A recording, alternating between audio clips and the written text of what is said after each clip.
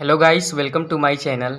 तो इस वीडियो में हम लोग क्लास 9th का चैप्टर नंबर 1 गणिता मंजरी का न्यू बुक से कोऑर्डिनेट ज्योमेट्री का इन डेप्थ एक्सरसाइज करने वाले हैं। इससे पहले वाले वीडियो में हमने इंट्रोडक्शन और एक्सरसाइज 1.1 और 1.2 बहुत ही अच्छे तरह से डिस्कस किया था। अगर आपने वो वीडियो नहीं देखा है तो पहले उस वीडियो को देख लीजिए। चलिए हम लोग इन डेप्थ एक्सरसाइज करना चालू करते हैं और बहुत बारीकी से बहुत ब्रीफ में आपको एक्सप्लेनेशन मिलेगा। तो चलिए देखिए question number first, in depth exercise का फर्स्ट क्वेश्चन कह रहा है कि what are the x coordinates and y coordinates of the point intersection of the two axis. देखिए हम लोग आपको कॉपी पे समझाते हैं इसको। क्वेश्चन क्या कह रहा है कि एक्स कोऑर्डिनेट बताना है आपको और क्या बताना है, वाई कोऑर्डिनेट बताना है, जहां दो इंटरसेक्शन होती है लाइन का, यानी कि दो एक्सिस के। जैसे आपके पास ये एक्सिस होती है और ये आपके पास एक्स एक्सिस होती है और ये वाई एक्सिस होती है। ये दोनों किस पॉइंट पे इंटरसेक्ट कर रहे हैं, इस पॉइंट पे इंटरसेक्ट कर रहे हैं। तो इस पॉइंट पे जो इंटरसेक्ट कर रहे हैं तो उसकी जो कोऑर्डिनेट होती है उसकी कोऑर्डिनेट 0,0 होती है और इस कोऑर्डिनेट को बोला जाता है ओरिजिन। इसकी कोऑर्डिनेट्स क्या होती है जी, इसकी कोऑर्डिनेट 0,0 होती है और इसको बोला जाता है ओरिजिन। तो इसकी एक्स कोऑर्डिनेट्स क्या है, आप खुद बताइए। इसकी एक्स कोऑर्डिनेट्स क्या है, इसकी एक्स कोऑर्डिनेट 0 है। इसकी वाई कोऑर्डिनेट क्या है, इसकी वाई कोऑर्डिनेट 0 है। तो पॉइंट ऑफ इंटरसेक्शन जहाँ पे दो पॉइंट इंटरसेक्ट कर रहे हैं, यानी कि जहाँ पे दो लाइन इंटरसेक्ट कर रहे हैं, उसकी एक्स कोऑर्डिनेट क्या है जी, 0। उसकी वाई कोऑर्डिनेट क्या है, 0। यही चीज़ आपको बस लिख देना है कि एक्स कोऑर्डिनेट जो होती है, एक्स कोऑर्डिनेट क्या होती है जी, 0। और वाई कोऑर्डिनेट क्या होगी, वाई कोऑर्डिनेट्स आपके पास क्या होगा, वाई कोऑर्डिनेट्स भी आपका हो जाएगा 0। बस क्वेश्चन नंबर फर्स्ट खत्म। क्वेश्चन नंबर 2 देखिए। क्वेश्चन नंबर 2 क्या बोला है कि point W has x coordinates, यानी कि एक W है जिसकी एक्स कोऑर्डिनेट 5 के बराबर से है। जैसे एक्स कोऑर्डिनेट W की -5 के बराबर से है। अब क्वेश्चन क्या कह, ध्यान से एकदम समझना है कि एक पॉइंट है W जिसकी एक्स कोऑर्डिनेट -5 के बराबर से, उसको हमने लिख लिया है कि एक्स कोऑर्डिनेट्स W की पॉइंट -5 के बराबर है। और क्या है, एक कोऑर्डिनेट की दो पॉइंट होते हैं जिसमें x होता है और y होता है। इसकी x कोऑर्डिनेट दे दिया है -5। और क्वेश्चन देखिए क्या पूछ रहा है, can you predict the coordinates of point h। एक और पॉइंट बोल दिया, वो पॉइंट को बोला है कि h है। वो पॉइंट क्या है जी, h है। और कह रहे क्या आप प्रेडिक्ट कर सकते हैं कि h जो पॉइंट से वो क्या हो सकता है, which is on the line through W parallel to the y axis. देखिए ये एक्स कोऑर्डिनेट्स होता है, यानी कि ये एक्स एक्सिस होता है और ये आपके पास वाई एक्सिस होता है। और एक आपके पास पॉइंट है H, अब वो कहाँ से पास हो रहा है, वो पास हो रहा है W से। देखिए on the line through W, यानी कि W के थ्रू, W क्या है जी, -5 है। यही पॉइंट हो जाएगा, यानी कि -5 होगा। कोऑर्डिनेट एक्स कोऑर्डिनेट क्या है जी, W की -5 है, दैट मीन्स -5 इसी पे कहीं ना कहीं होगा। अब सुनिए, पॉइंट H है वो कहाँ से पास हो रहा है, इस W से पास हो रहा है और y एक्सिस के पैरेलल है। दैट मीन ध्यान सुनिएगा, अगर W से पास होगा तो W क्या है, उसकी x कोऑर्डिनेट -5 है और -5 हमने यहाँ पे जो प्लॉट है इस पर प्लॉटिंग किया है। अब समझिए, जब वो W से पास होगा तो दैट मीन्स -5 से वो पास होगा और y एक्सिस के पैरेलल होगा।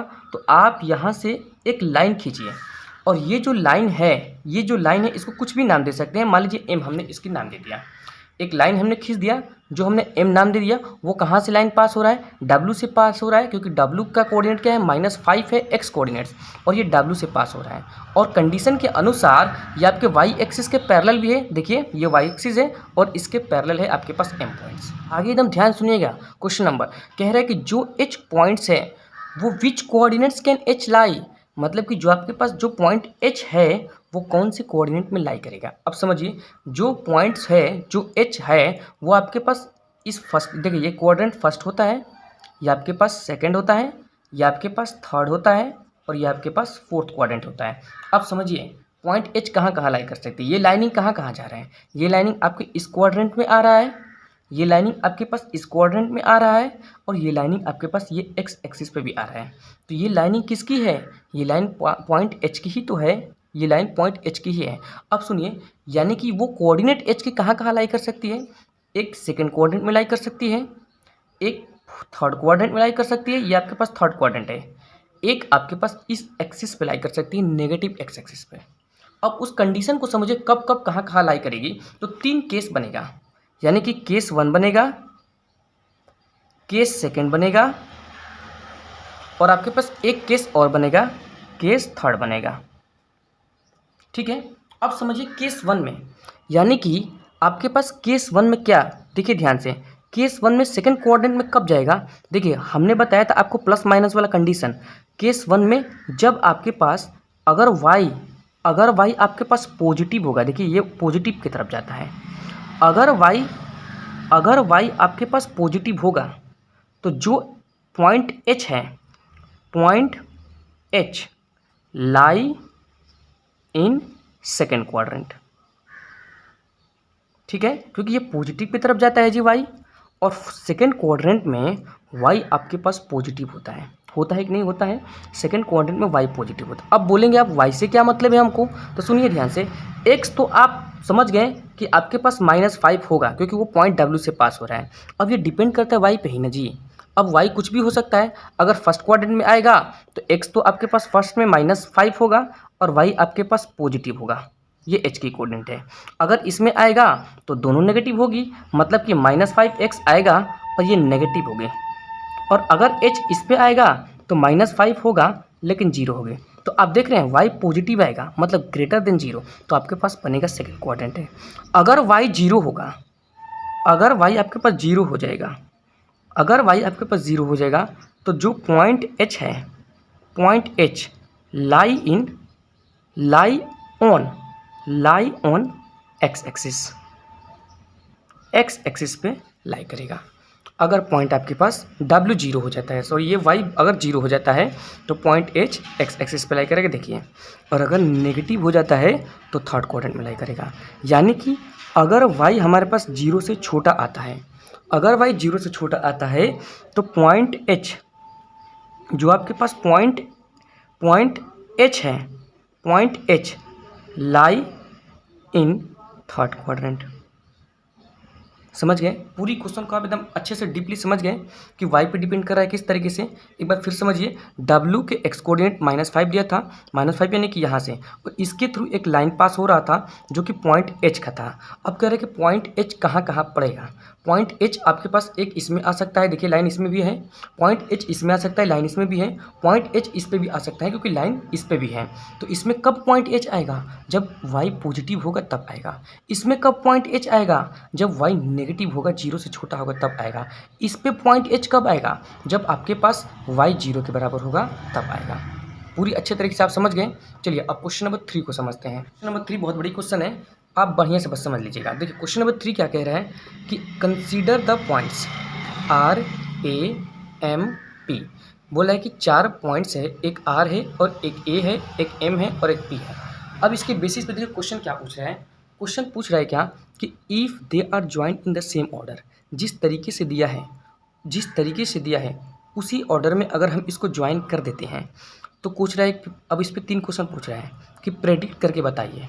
क्या प्रेडिक्ट करना है कि 2 sides RAMP that are perpendicular to each others, यानी कि आपको बताना है कि 2 साइड्स RAMP का जो एक दूसरे के परपेंडिकुलर्स हों। और सेकंड क्वेश्चन क्या बोल रहा है जी? सेकंड क्वेश्चन बोल रहा है कि 1 sides RAMP that is parallel to one of the axis, एक साइड RAMP के बताइए जो एक एक्सिस के पैरेलल है। थर्ड पॉइंट क्या बोल रहा है? 2 points that are mirror image of each other in one axis, which axis will this be. अब ध्यान से एकदम समझिएगा, आपको हम कॉपी पे समझाते हैं, ध्यान समझिए। क्वेश्चन कह रहे हैं कि आपके पास 3 पॉइंट्स हैं, आपके पास 3 पॉइंट्स है RAMP। फर्स्ट क्वेश्चन देखिए क्या बोला है कि 2 sides RAMP that are perpendicular to each other. पहले हम लोग क्या करते हैं कि इसकी कोऑर्डिनेट जो भी दिया है उसको प्लॉट कर लेते हैं एक्सिस में, और एक्सिस पे प्लॉट करने के बाद आपको समझाते हैं कि किस तरीके से आपका प्रेडिक्शन होता है। ठीक है, किस तरीके से आपका प्रेडिक्शन, यानी कि परपेंडिकुलर का केस क्या होता है। परपेंडिकुलर का ये केस होता है कि कौन कौन परपेंडिकुलर होगा, कौन सा 2 लाइन परपेंडिकुलर। तो ध्यान समझिए, जिसकी एक्स एक्सिस अगर आपके पास सेम होती है वो परपेंडिकुलर माना जाता है, और जिसकी वाई एक्सिस सेम होती है वो पैरेलल माना जाता है। लेकिन सबसे पहले आपको हम इस जो भी पॉइंट दिया है, कोऑर्डिनेट दिया है, इसको एक्सिस पर रिप्रेजेंट करके प्लॉट करके आपको अच्छे से समझाते हैं। देखिए ध्यान से, तो चलिए देखिए, सबसे पहले इसको समझ लीजिए। सारे जो पॉइंट हैं उस पॉइंट्स को हम इस कार्टेशियन प्लेन पे रिप्रेजेंट कर देते हैं। सबसे पहले आर पॉइंट देखिए 3,0, यानी कि एक्स पे 3 है और वाई पे 0 है। तो ये आपके पास पॉइंट हो जाएगा एक्स पे 3,0, ये आपके पास आर पॉइंट्स कहलाएगा जो कि है 3,0। ए क्या है जी? एक्स पे 0 है, वाई पे -2 है, तो एक्स पे 0 और वाई पे -2 यहाँ पे आएगा। ठीक है, इस पॉइंट्स को हम बोलेंगे क्या?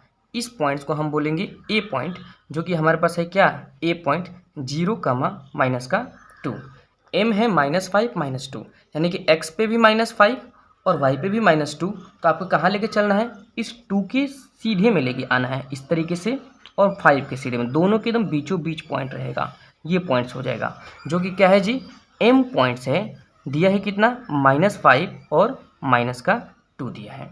आगे समझिए, पी पॉइंट है -5 कामा 2, पी पॉइंट कितना है, -5 और 2। तो देखिए वाई प्लस है और x नेगेटिव है, तो -5 x पे यहाँ लेना है और y पे 2 ऊपर लेना है। तो इसके सीधा में दम लेके चलना है, जैसे इस तरीके से। ये पॉइंट्स हो गया आपके पास कितना, p पॉइंट्स हो गया, जो कितना दिया है जी, -5 और दिया है 2। ठीक है, अब सारे पॉइंट्स को आप ज्वाइन कर दीजिए। जैसे देखिए, हमने इसको ज्वाइन कर दिया इस तरीके से, इस तरीके से ज्वाइन कर दिया। अब देखिए इसको ज्वाइन कर दिया इस तरीके से, मिला दिया हमने इस तरीके से, फिर उसके बाद इसको मिलाया है हमने।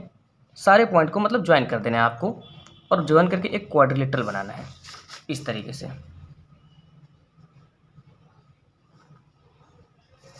ये सारे पॉइंट के देखिए हमने ज्वाइन कर दिया। अब देखिए ध्यान से, अब क्वेश्चन देखिए क्या पूछ रहा था, 3 क्वेश्चन पूछ रहा था, टोटल आपके पास 3 क्वेश्चन पूछ रहा था, 3 क्वेश्चन।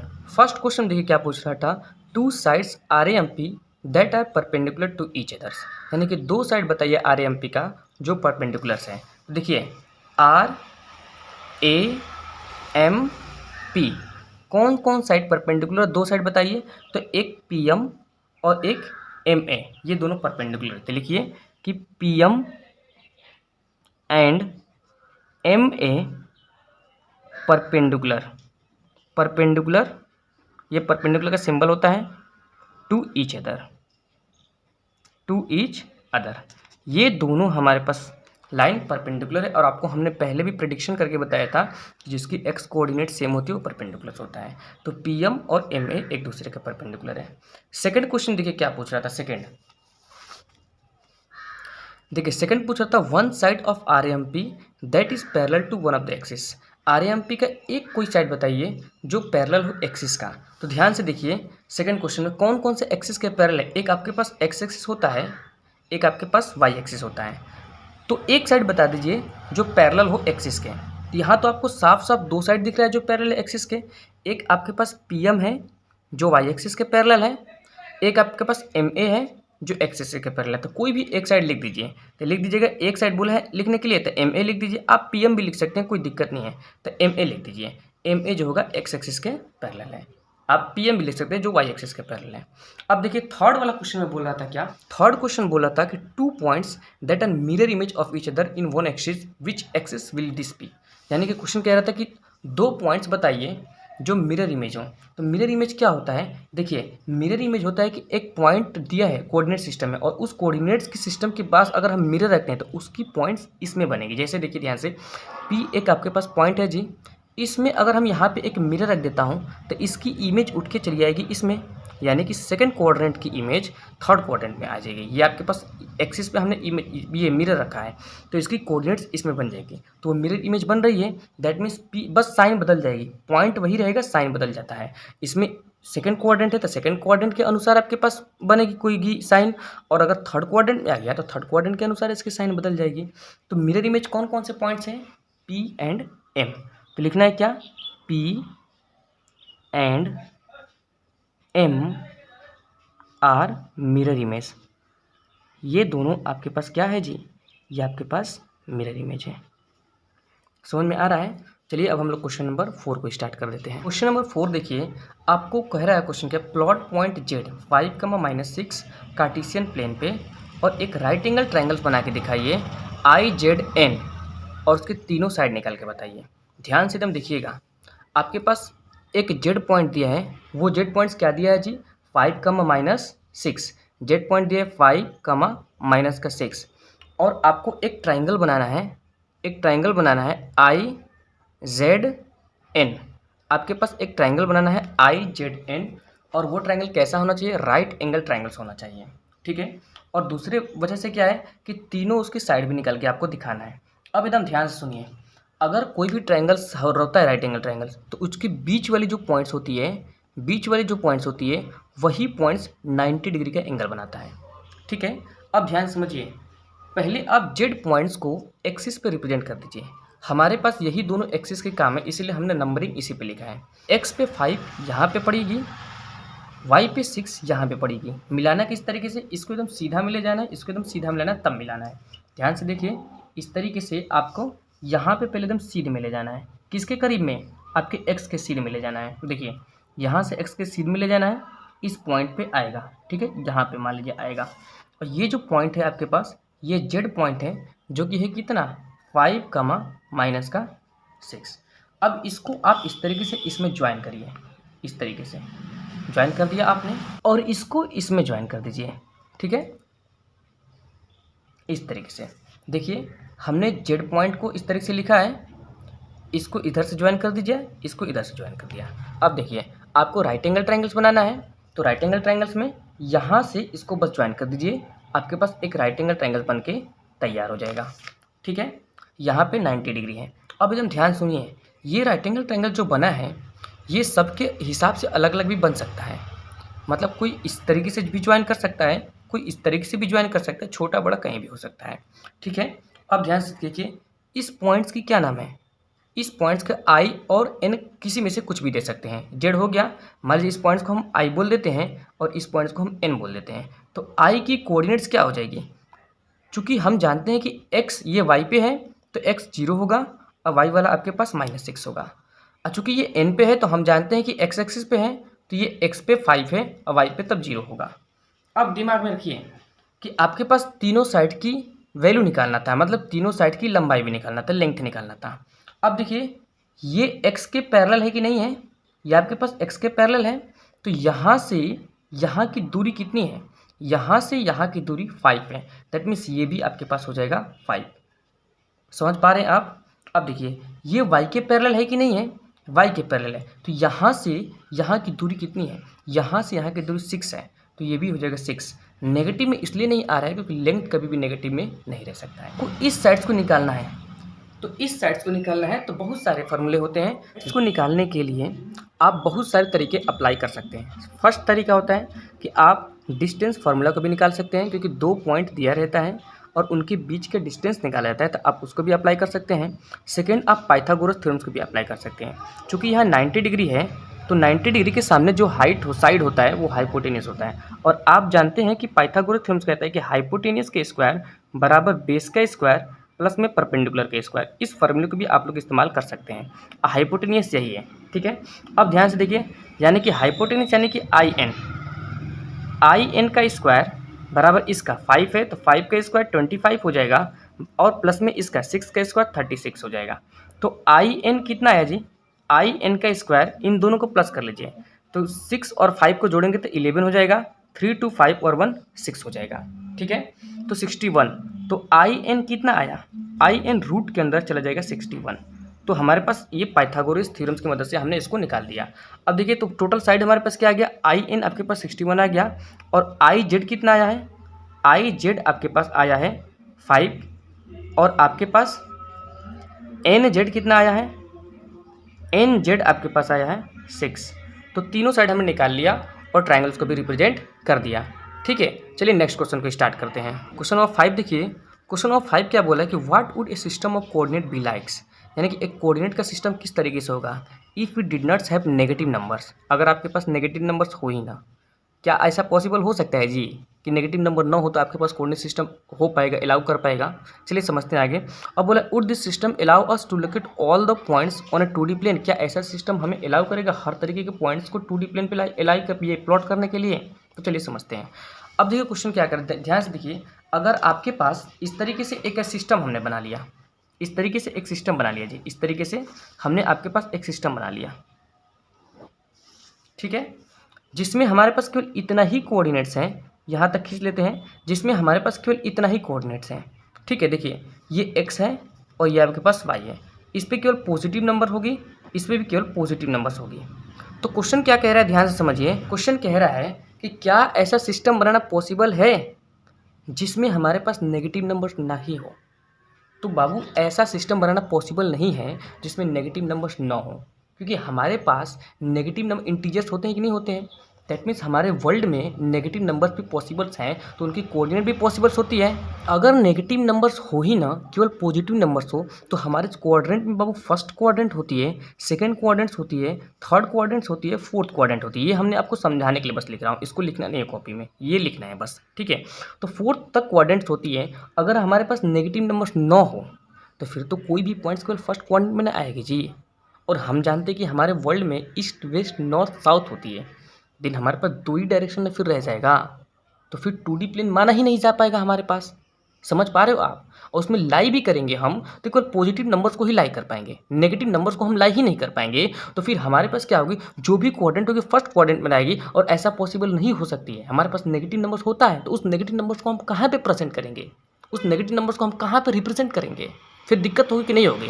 तो उस चीज़ को हमने यहाँ पे लिख लिया है। क्या लिखा है कि if you do not have negative numbers, अगर हमारे पास नेगेटिव नंबर ना हो on a system of coordinates, अगर कोऑर्डिनेट सिस्टम में नेगेटिव नंबर्स ना हो तो हम कोई भी positive, we can plot only positive numbers, मतलब हम कोई भी नेगेटिव नंबर्स को प्लॉट ही नहीं कर सकते हैं, हम केवल पॉजिटिव नंबर्स को ही प्लॉट कर पाएंगे। अब बोले क्या ऐसा सिस्टम बनाना पॉसिबल है, तो नहीं, ऐसा सिस्टम बनाना पॉसिबल नहीं है, क्योंकि such system would not allowed to plot all the points on a 2D plane. इस तरीके के सिस्टम हर तरीके के पॉइंट्स को 2D प्लेन पे प्लॉट करने के लिए पॉसिबिलिटी ही नहीं दे पाएगी। बिकॉज क्यों नहीं पॉसिबिलिटी दे पाएगी, because negative coordinates will left out, क्योंकि हमारे पास नेगेटिव कोऑर्डिनेट छूट जा रहे हैं। हमारे रियल लाइफ में तो नेगेटिव नंबर्स हैं, तो फिर उसको हम कहाँ पे रिप्रेजेंट कर पाएंगे। इसीलिए 2D प्लेन में नेगेटिव नंबर्स को प्लॉट करने के लिए हमारे पास सिस्टम होना बहुत ज़रूरी है। तो मतलब कि हम कोऑर्डिनेट सिस्टम में से, यानी कि कार्टेशियन प्लेन में से नेगेटिव नंबर्स को रिप्रेजेंट नहीं कर पाएंगे, इसलिए नेगेटिव नंबर्स को हम हटा नहीं सकते हैं। तो इस चीज़ को आपको लिख लेना है, ठीक है। आई होप कि आपको ये लेक्चर, ये हमारा एक्सप्लेनेशन बहुत अच्छे तरीके से समझ में आया है। मिलते हैं आपसे नेक्स्ट वीडियो में, तब तक thank you so much for love and support. और आपको मेरा एक्सप्लेनेशन समझ में आ रहा है तो प्लीज़ मेरे चैनल को लाइक कर दीजिए, सब्सक्राइब कर दीजिए और शेयर कर दीजिए, ठीक है। और ज़्यादा से ज़्यादा शेयर करें ताकि ये वीडियो हर बच्चे तक पहुँच पाए। चलिए मिलते हैं फिर नेक्स्ट वीडियो में।